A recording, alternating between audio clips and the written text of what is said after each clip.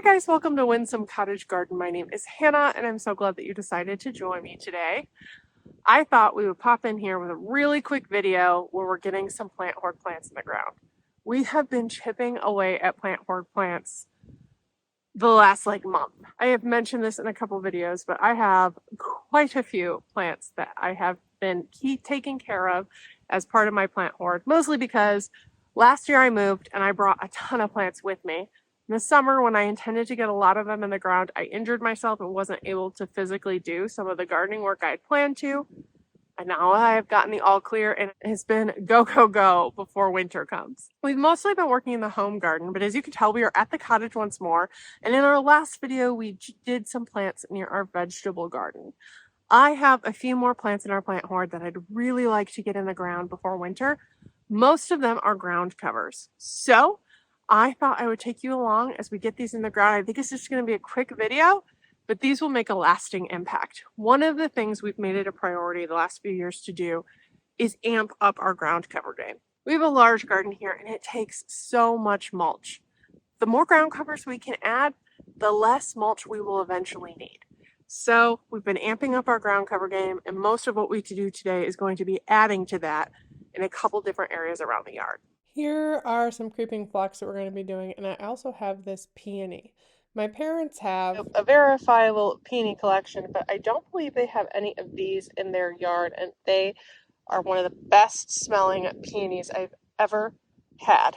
So this can do sun to part shade. It's hardy in zones 4 through 8 and it's going to get about 2 feet wide and 3 feet tall. We were actually saving this for a different project that is probably not going to get gotten to quite as much as we'd like to this year. So I'm going to stick it somewhere else. And if we want to move it in the future, we can. Or we could find another peony to stick where we were going to stick it in the future. I also, in the same bed that we are sticking this, I'm going to put this specialty phlox that we got at the same place we got the other ground covers. Now, what is really pretty about this one is it's supposed to have a very deep pink red bloom.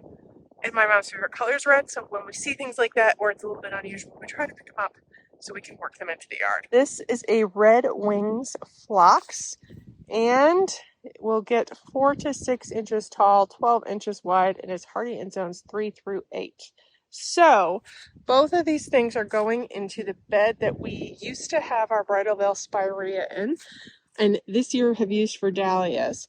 As you can kind of see, we have a ton of myrtle that started out as a little 6-pack, as well as some creeping geranium. So this bed is well on its way to achieving the dream we have. These things are just going to help fill it out a little bit more, take plants out of the plant hoard, and reduce the amount of mulch we have to spread in the future. So I'm going to get you guys set up. We'll get these in the ground, and then I'm just going to keep on going to the next spot, and we'll pop in at the end with details on those plants as well.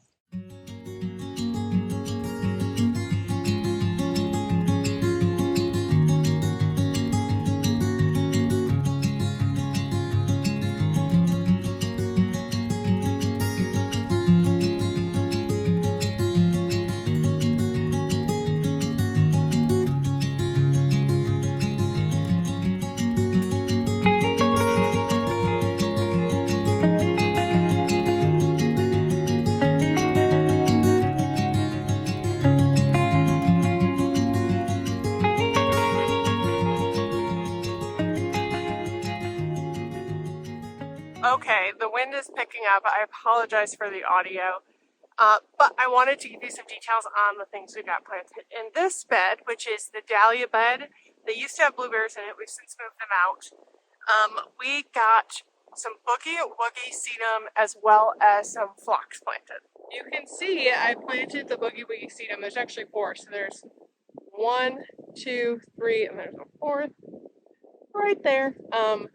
That I planted around these Millennium Allium. They should marry together pretty well, and I like that they're different textures. There's the grassy texture of the allium, and as well as a succulent-like thick sedum texture with that variegation that the Boogie Woogie sedum has. So here is the tag for the Boogie Woogie sedum. As you can see, it also has a really pretty yellow flower, which usually is happening around the fall time. My guess is this probably already bloomed out because we bought these on super clearance near me. So Boogie Woogie Rockin' Low sedum. It's a full sun. It's also short, 6 to 8 inches tall, and will get 16 to 18 inches wide. And is perennial in zones 3 through 8. My experience, ground covers and sedums in particular, they kind of just keep going. You just have to divide them and move them around. So that 16 to 18, if you never moved them, maybe they'd stop. But I kind of think it'll just keep on keeping on until you size control it a little bit, which is great for where we have it because that's what we want in this area. We do have some ajuga under this. This is a Miss Kim Lilac Standard. And then I did pop in two, and they're a little close to each other, but I did it anyway. I popped in two of these creeping phlox. These are Amazing Grace creeping phlox, which is a trailing perennial, which is really pretty in the spring.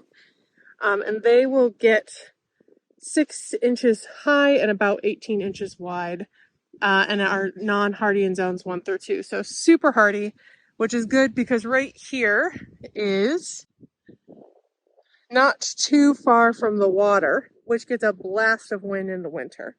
So most of the things in this bed have to either be dying back or pretty hardy.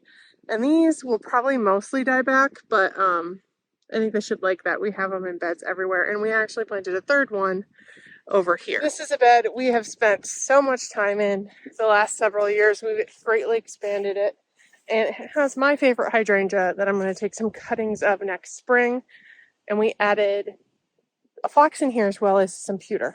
This is my absolute favorite hydrangea. It's called Froggy. I've been trying to find it for my own home, and I haven't been able to locate it even online, so I'm going to try and take a cutting in the spring. But right behind it, we have the phlox we added right there. That is another Amazing Grace that I already gave you the details on. And as we walk around, you can see the pewter that we planted. 1, 2, 3. Now they're in the sun right now, but this is a decently shady spot. So they like part sun, and I think that this should give them what they want. And this pewter, also known as lamium, is called Red Nancy.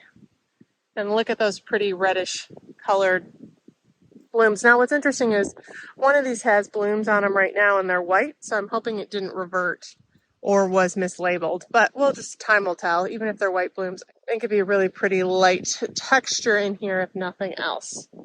So lamium is 8 to 12 inches tall and will get 6 to 10 inches wide, but they will generally just really kind of keep on spreading themselves in this area.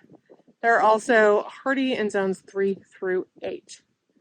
So we have some Japanese iris in here.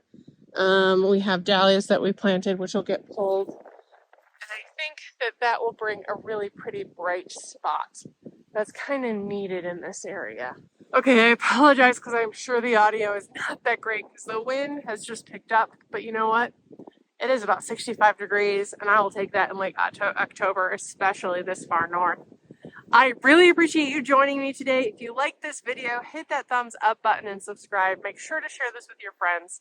And next time I see you, we're going to be headed back to the home garden to do another big project along our deck that should take a decent amount of the plants I have left to plant and get them into the ground. You're going to be seeing this after the fact, so if you're like, wow, she's planting so late. While I am planting late, it is October 20th. We have had one light frost at the home garden. They have not yet had any here at the cottage garden as of filming this, but by the time this airs, they're probably going to have one. In my mind, it's better to get stuff in the ground than overwinter them in their containers. And these guys have been in their containers long enough. I'm going to keep on planting until I can't plant anymore. Anyway, I will see you there. You won't want to miss it, so make sure to check back. As I said earlier, I really appreciate you joining me today, and I can't wait to see you next time. Bye-bye.